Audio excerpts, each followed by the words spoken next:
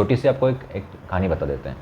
अब हम आपको बता रहे हैं ना, तो आपको मानना क्यों चाहिए, और तुम अगर नहीं मानो तो ध्यान में रखना कि दर बदर भटकना तो तय है, रुकना कहीं पे तय नहीं है। फिर आज यहाँ पे कल वहाँ पे, 4 महीने यहाँ 6 महीने वहाँ, ऐसे होता ही रहेगा।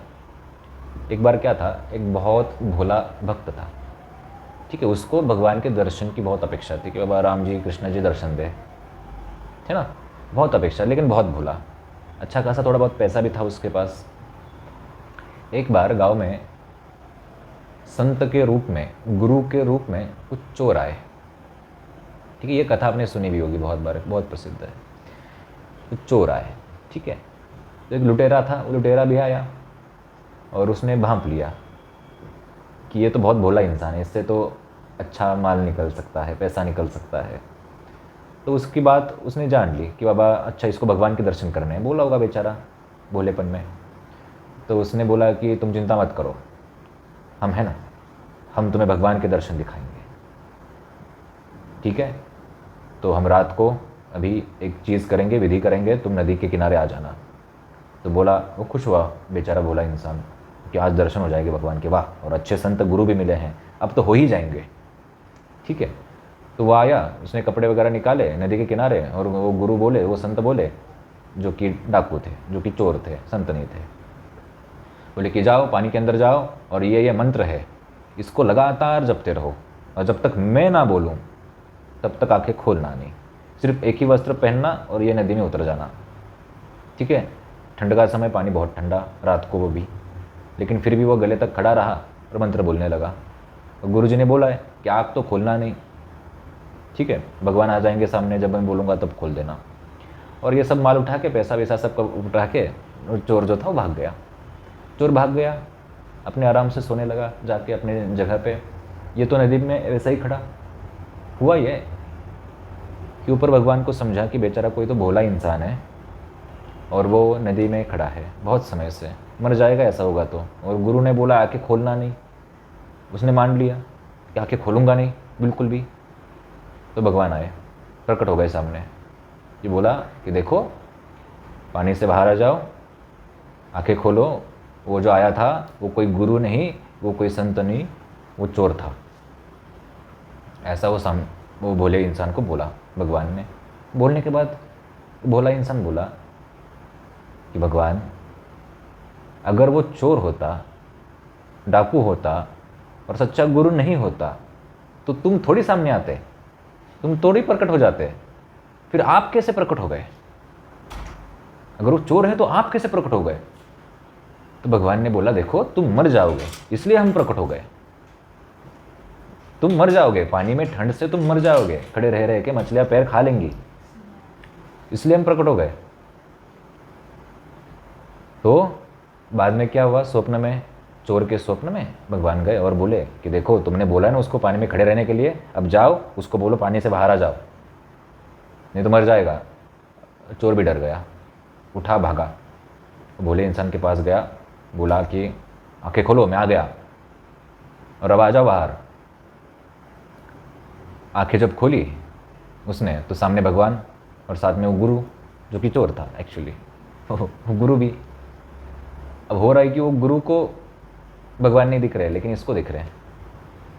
तो ये बोला कि देखो भगवान, अभी आप तो आ ही गए हैं, बस एक कृपा करना कि हमारे गुरु जी को भी दर्शन दे देना।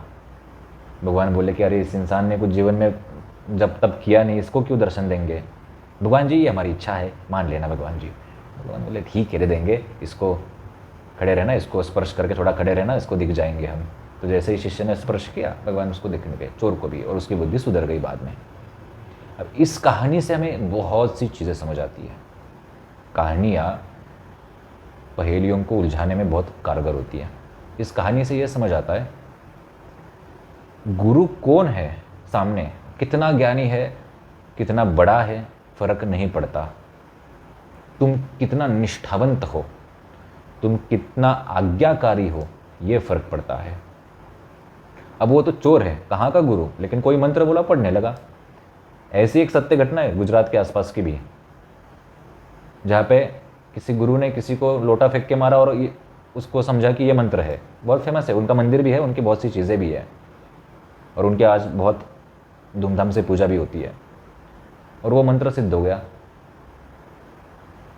इसका मतलब है तुम्हारी गुरु निष्ठा, गुरु भक्ति, गुरु सेवा और गुरु आज्ञा का पालन कैसे करते हो, उस पे सब टिका है, ना कि गुरु में कितनी ताकत है, गुरु में कितनी विद्याएं हैं, गुरु में कितनी साधनाएं हैं, उसमें कुछ भी नहीं है। और एक चीज़, अगर शिष्य निष्ठावंत हो, आज्ञाकारी हो, तो वो गुरु भले चोर ही क्यों ना हो, जैसे वो कथा में है चोर, वो भी तर जाता है, उसका भी तरना तय है। बहुत सी चीज़ें इस कथा से समझ आती है।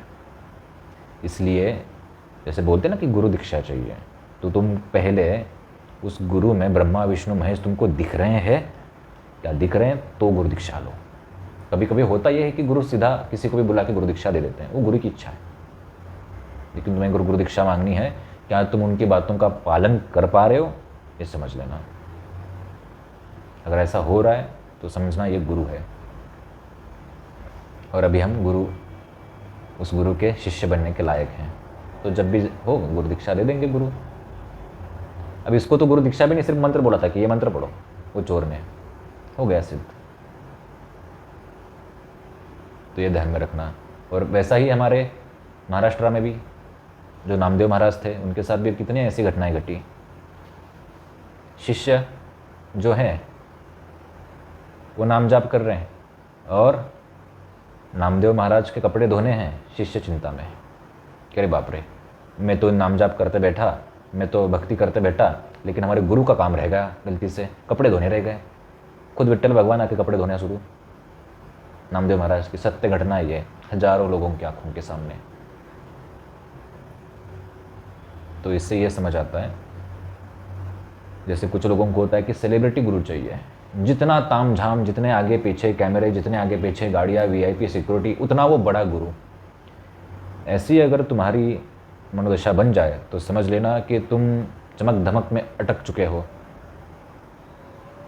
संसार में अटक चुके हो। जब तुम किसी गुरु को देखो, भले साधारण इंसान क्यों ना बैठे, भले गले में एक माला भी क्यों ना हो, कितने ऐसे गुरु हैं, कितने ऐसे सिद्ध संत हैं जिनके गले में कोई माला भी नहीं थी, टीका भी नहीं था कभी चेहरे पे, है ना, जैसे कि लहरी महाशय, कुछ था ही नहीं शरीर पे। नीम कोरली बाबा क्या था, वो टीका भी लगाया कभी, कभी कोई माला है, कुछ नहीं था। तो कृपा करके जब गुरु बनाए तो चमक धमक कोई चीज़ें देख के ना बनाए। तुम्हारी चमक दमक उड़ने वाली है तो तय है फिर। ठीक है, तो आशा करते हैं कि ये छोटी सी कहानी से तुमको समझ में आया होगा कि गुरु कैसे होने चाहिए और हम कैसे होने चाहिए। गुरु को सिर्फ कोई भी चीज़ हो एक बार बोलना चाहिए, सिर्फ दूसरी बार बोल रहे मतलब तुम समझ जाना कि हमने आज्ञा का उल्लंघन किया है। क्योंकि दूसरी बार तभी बोलते हैं जब पहली बार तुमसे गलती हुई, वो पहली बार तुमसे पूर्ण ना हुई वो चीज़। और फिर कोई भी चीज़ हो उसको तुमको स्वीकार करने आना चाहिए। गुरु बोले कि उठक बैठक करो 500, तुमको करने पड़ेंगे। तुमको ये अगर हर एक आज्ञा पालन करने का तुम में अभी तक निश्चय नहीं आया, तब तक गुरु दीक्षा कभी लेना नहीं।